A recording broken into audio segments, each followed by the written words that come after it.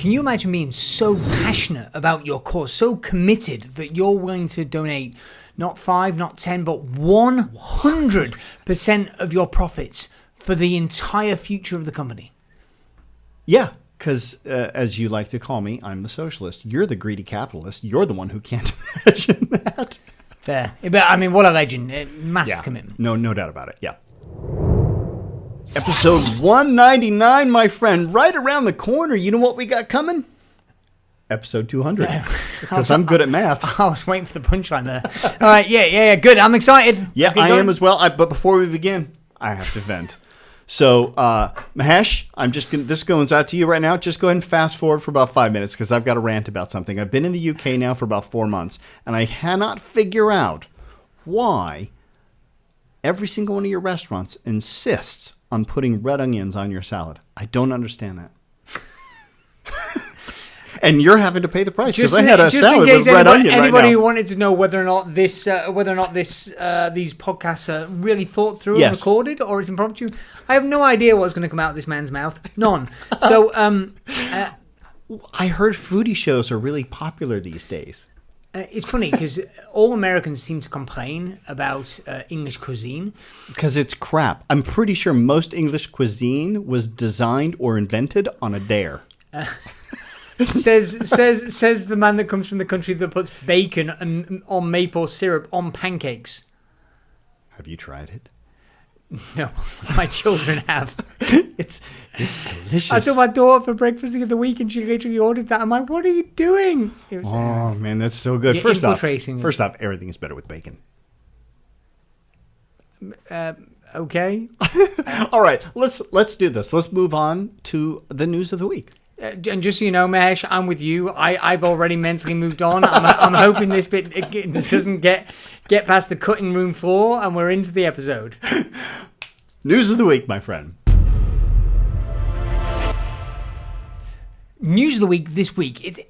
It's not so much news because it's an article that I found, which was 7 steps to create a purpose-driven marketing strategy, and it's an opinion piece. It's an opinion piece. It's not necessarily news, but I liked it, and I felt it's a good theme for New Year. So it's written by the CEO of Advantages, which is a branding agency, but in many ways it rhymes quite close, and it succinctly summarized some of the things that were in the Simon Sinek Starts With Why. Well, it's a book, but it was also TED Talk. Very famous TED Talk. Yeah, 50 million views, which is funny, by the way, because ever since that TED Talk, I really can't get on with that guy.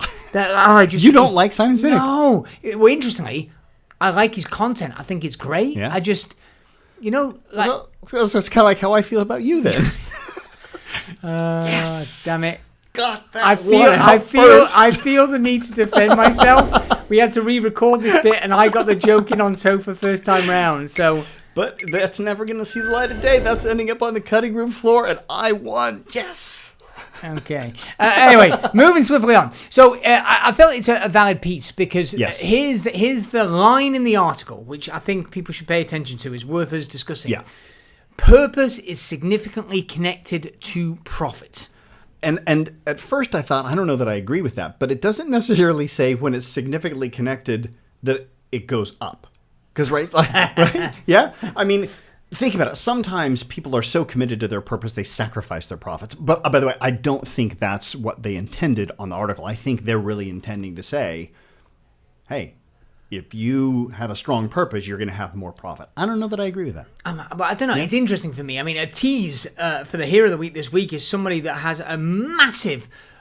internationally known brand, multi-million or billion? I'm not sure. I'm not sure. Multi-million. I believe it's hundreds. Sure, yeah. I believe it's tens of or hundreds of millions in annual revenue. Yeah, and is giving away all the lifetime future profits of this global brand, to a very, very worthy cause, which we'll come back to. Yeah. It's interesting because you could say, well, is he doing that just purely for philanthropic reasons, or is he doing that to drive business? Like, is it what do they call it? Greenwashing. Yeah, Like, is it greenwashing? And I don't think it is in the Hero of the Week. I think it really is. Not with this guy. No way. No, because he's been around a long time. But I think it's multifaceted, Topher, because it's in this article. When your brand is confident who it is, they know who you are, they buy from you. That rhymes with the Simon Sinek. People want to know why you do what you do, and they buy into you, and therefore they buy from your company, buy from your brand. They become loyal. So I do think there is some weight. So it's not just me too. It's kind of, especially if you connect up the dots to the rise of kind of ESG and having B Corps and that kind of stuff. I think it's big. I've seen multiple people that go, I'm buying from this company versus a competitor. Because of their cause. Correct. Yeah. Correct. Because of their cause, because they're a B Corp, because they're doing stuff for the planet, whatever kind of form it might take.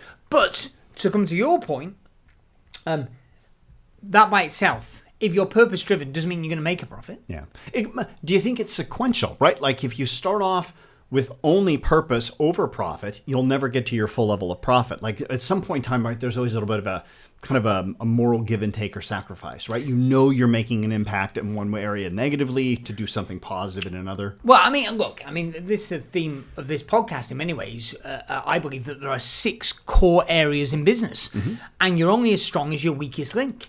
So you've got to be strong in all areas. Like if you listening to this right now, you go, I'm really strong at marketing and sales. Well, that's good and that's helpful. Yeah. But if you are really weak at operations, right, you're not going to deliver. And ultimately, companies like that typically scale quickly and then fall back. Yeah. Because their brand gets damaged. If you have bad operations and great sales, you have massive customer service problems. Right. Yeah, and equally, your company will also struggle if you're even if you are good at operations. Your service is great. Your selling and marketing is great. You'll hit a ceiling if you're not good at people and culture. Right? If you're not good at hiring people to allow for scales. So there are these 6 kind of key areas. So I think. A thing that everybody listening to this podcast should be asking themselves is, where am I weak? It's in fact, going back to the book of the week from an episode or 2 ago, The Crux, which is my book of the year for 2022. Yes. By the way, I just started it and I'm loving it so far. Yeah, it's good. And effectively, the whole book is founded on the premise of what's the crux of the issue. Yeah. Solve it, figure out what the real problem is that's preventing your company from growing. But the fun bit is, or the interesting bit is, Topher, is how it always changes. Right. It goes through cycles. So companies typically, the obvious cycle is, we haven't got enough customers, let's figure out sales and marketing.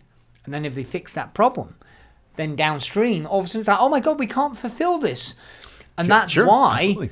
A lot of the brands, the people are here where you subscribe to software and it's a new bit of software that's really cool and trendy. And they get loads of customers and they ram it in. And then the quality of service delivers because they're not quickly able to scale up their customer service staff. And then they scale that up, but meanwhile, their brand's taking an absolute pounding because they've been really shitty maintaining quality. Yeah. All right, so I distracted you. I talked about the sequence of profit first and then purpose. And we have the first step. What's the second step? Yeah. So it's setting clear goals and objectives, getting a consistent voice. Can't disagree with that one. Getting a consistent voice for your messaging, which is pretty self-explanatory. You could say all this is pretty basic. Next one is identify the personas you're speaking to. Just a little bit of emphasis on that. It's a rookie error that I see very, very frequently where they're trying to talk to everybody and therefore they're speaking to no one. Oh, God. Right? Yeah. Nothing frustrates me more than when I talk to an entrepreneur and says, I want to create a website that if anybody goes to it, they'll think I'm speaking with them. I'm just like, it's such a waste. Yeah. Right. So it doesn't help. You could argue you want to be antagonizing some people.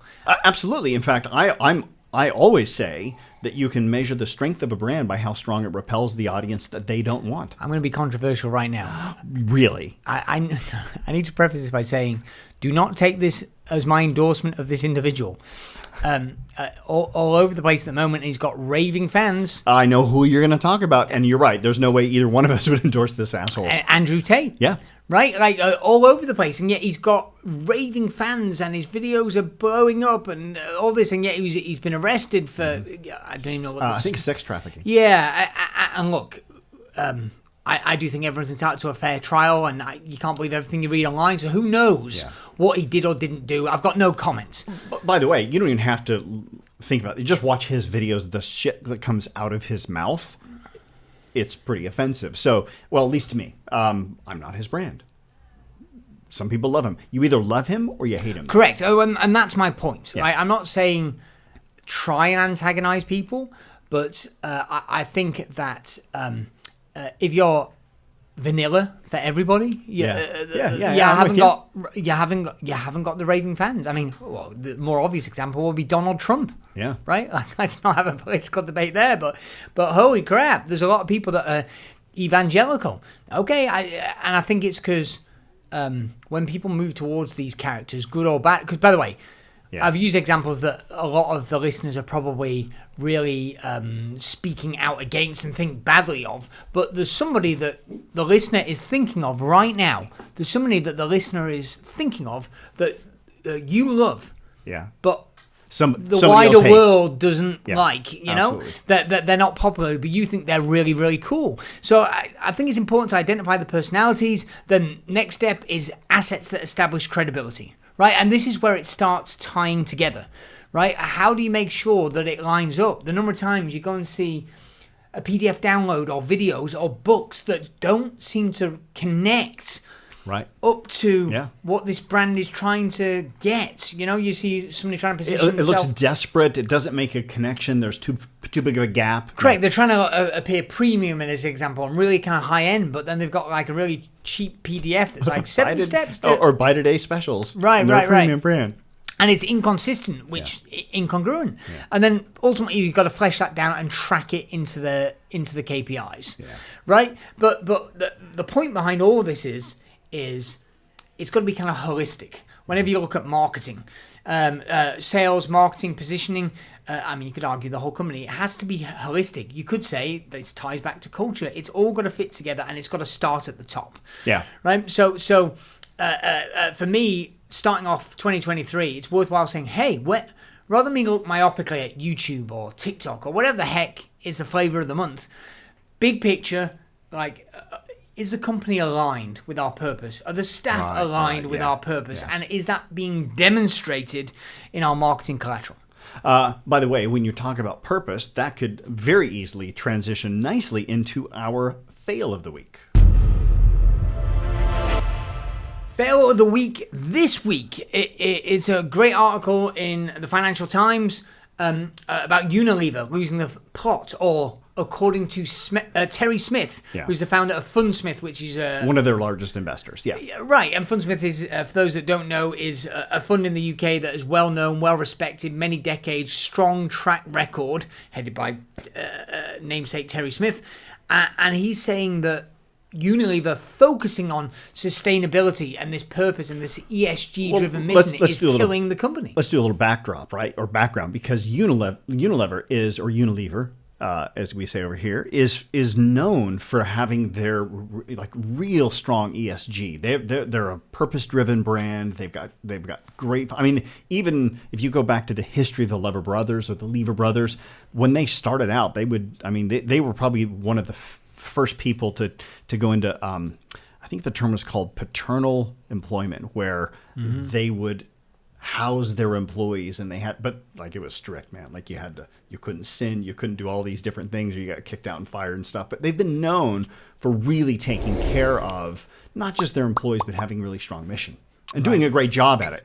And by the way, you can't. Again, if you think really long term, you can't argue Unilever. This is a massive, monstrous, multi-billion pound company that controls a large part of the supermarket. Right? Oh, absolutely. Everything from soaps to ice creams. Yeah. Right. So yeah, and yet Terry Smith, who's the manager, I don't know if it's the largest, but it's got 29 billion in the kind of just in the flagship fund. Yeah.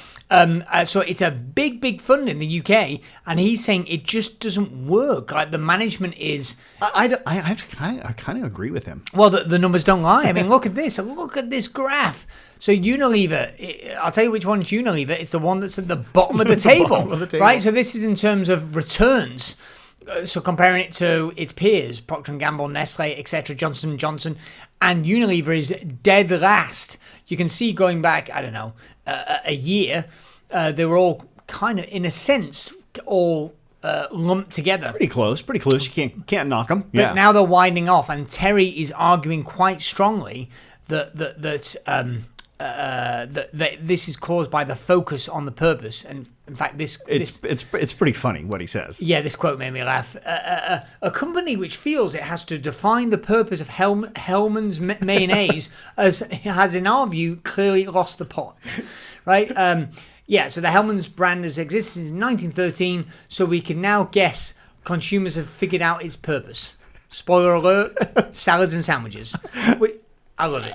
You can't argue with him on that one. Yeah. By the way, there's a separate note about pitching, just like with humor. Yeah. Like, because it just illustrates a point. He could have spoken all investment speak and the returns lag versus management strategy, but actually just saying, what's the purpose of a mayonnaise? Now, I will say this. As much as I tend to agree with him, and I think maybe Unilever has gone a little bit too far on this if they're trying to find a purpose and mission for mayonnaise, I think the crux of this, though, going back to that term, would be that Terry's just pissed that they're not showing as high of profits as the other people. But at some point in time, you have to ask yourself, how much is enough?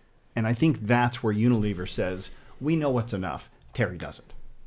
Yeah, it's interesting. So I'm somewhat torn because it feels to me, I'm back to the socialist capitalist thing, because it feels to me that ultimately he's an investor, right? So like it's a 3-step strategy. Buy good companies, don't overpay for those companies, and then do nothing, right? Yeah. So let the good companies take care of himself and his arguments. But he's doing something. He's putting his nose into it because they're not producing as high of profits as his other companies in his fund. But they're still producing profits. They're still doing pretty well. Well, yes, but to state the obvious, if you are a fund manager, you want the best possible returns. And his argument is the strategy being employed by Unilever, the strategy being employed is not best for the shareholders. It's not, but it's best for the planet. And I think that's the argument there, that Unilever's saying, listen, we want to make sure that we're a good company overall. Let's give some money back to our employees. Let's do some charitable good. Let's do those things as well. It's funny because I'm torn. I just want to everybody know I do like our planet. I'm just like proving my tofu is wrong. So. By the way, you would have no problem with this had I taken the other position, but it's just fun to argue. Correct. With me. Yes. No, because look, can I go? So Smith or the fund represents the largest shareholder, I believe, right? So you kind of go, okay, fine, Unilever management who are getting paid the same. Regardless of like what returns you produce for me, the shareholder that represent the capital to make this company work, I will take my money, I'll sell the shares, and I'll take my money and I'll put it somewhere else. Maybe they should do that though, and then find other investors that are willing to be happy with the gains that they're getting. Well, so would you feel differently about this argument if they were break even? Oh, that's a very good question. I would probably have to say, yeah, I would feel differently because the purpose of business is to make a profit. Well, it's interesting because one could argue, in fact, our hero of the week would argue that it can't be purely that reason. Well, I don't know. I think he might go, no, look, our whole purpose is to make a profit because then we're going to take that profit and turn it back into the good. Well, I would argue it's a prerequisite, right? As in, ultimately, a profit is what sustains a company. Right? If it's not profitable, no profit, it will not company. Be sustained. Yeah. Right? Because whenever you have a little knock, it's going to take the company out, and it can't reinvest for grow. And even go, well, I don't want to grow. I'm just happy existing as a little cafe or whatever. You kind of go, yeah, but okay. A strong blast of wind is going to knock this company over, right? Yeah. So, but having said all of that, let's hear it from the man himself who's had more business success than I have. Let's talk about the hero of the week. I've got to say, this man is an absolute legend, and I hope I don't disrespect him by mispronouncing his name. Go for it. I'm glad that this is your podcast and your job to say his name, because I would probably mess it up. Well, I believe it's pronounced Yvon Chouinard, but ultimately, however it's pronounced, he's the founder of Patagonia.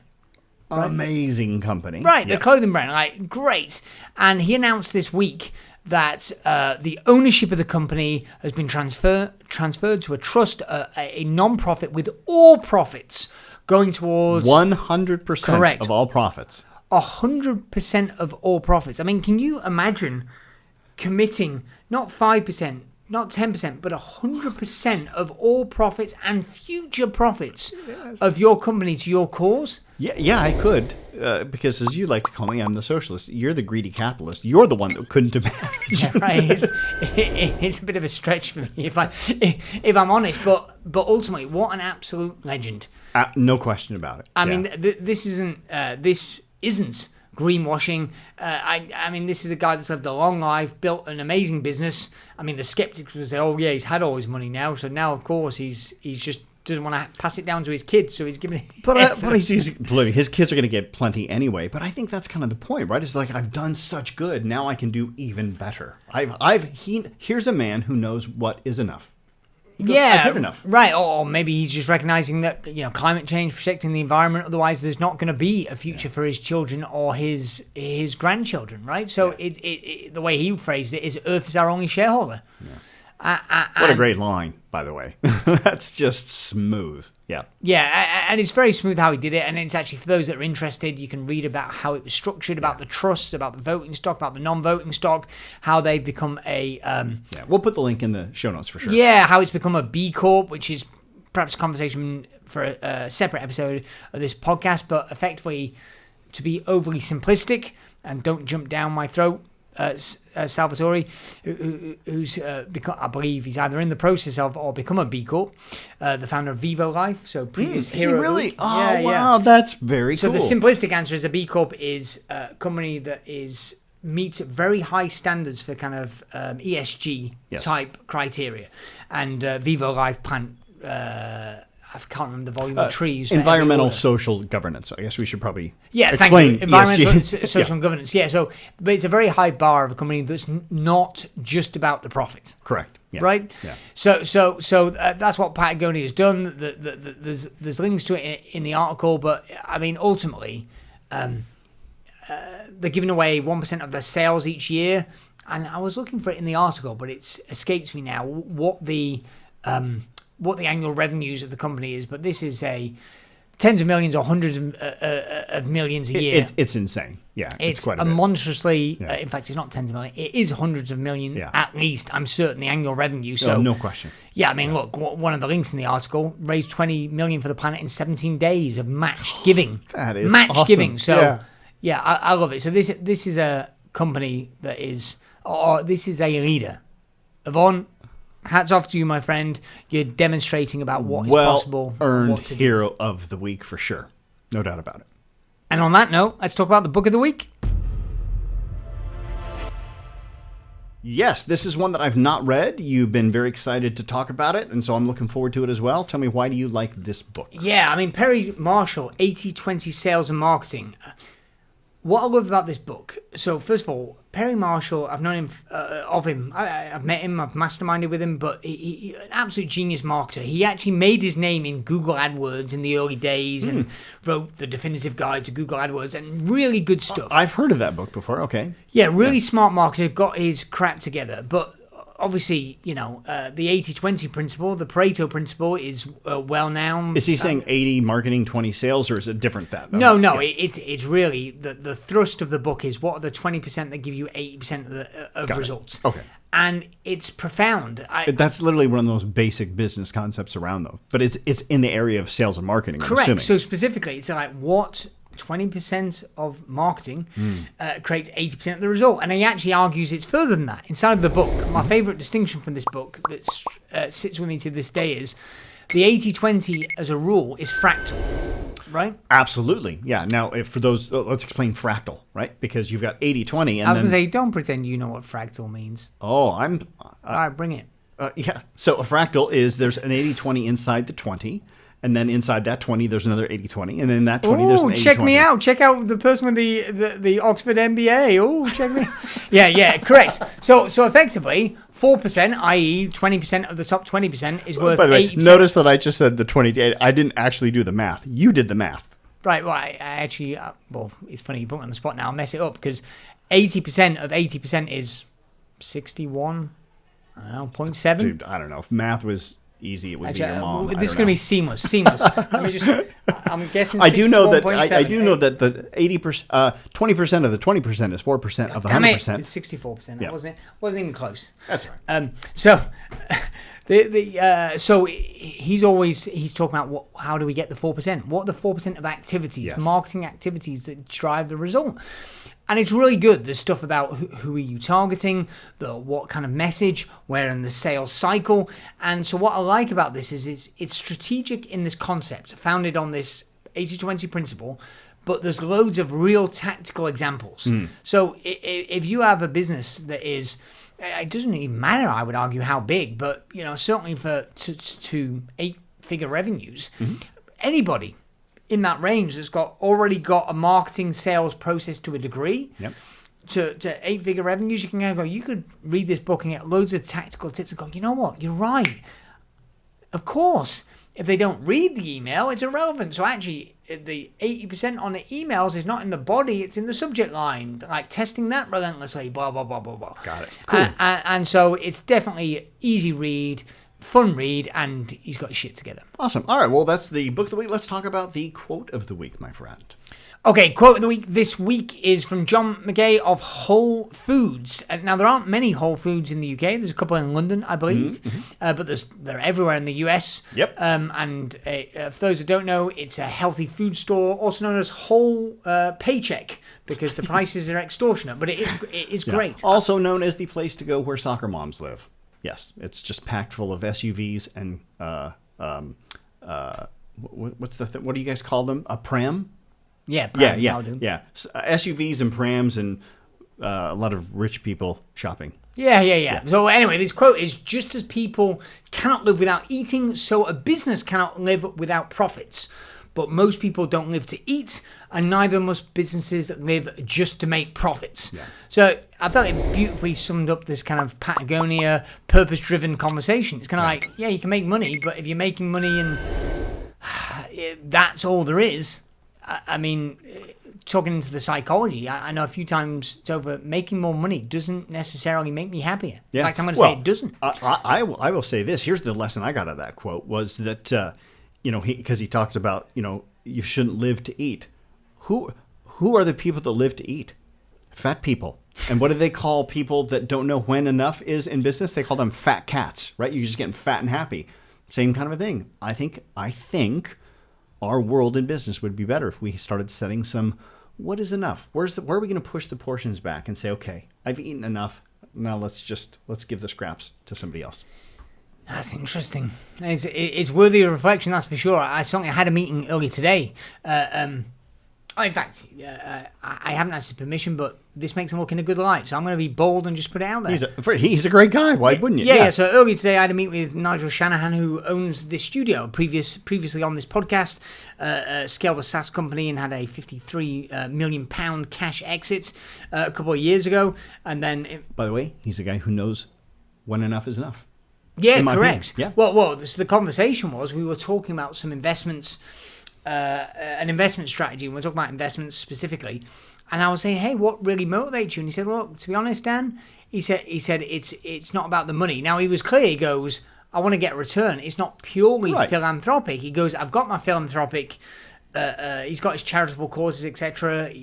A great not-for-profit called Make Good Grow. Yep. But he said, so I've got that, but I want to make investments, but I don't want to just get the highest return. I want to do what makes the biggest difference, what has the biggest positive impact on the community and on the world. Yeah. And for me, that was I hate to be cliche and use the word balance, but for him, it was kind of like, hey, I want to make money. I love the game of business, but also I want to make a difference, and it has to tick both those boxes. Yeah, he's an outstanding guy. All right, well, that's it for this week. So as always, if you want a better business, you need to become a better business owner. Bye for now. I hope you enjoyed that episode. 3 things you need to do now. Number 1, make sure you subscribe to this podcast so you do not miss an episode.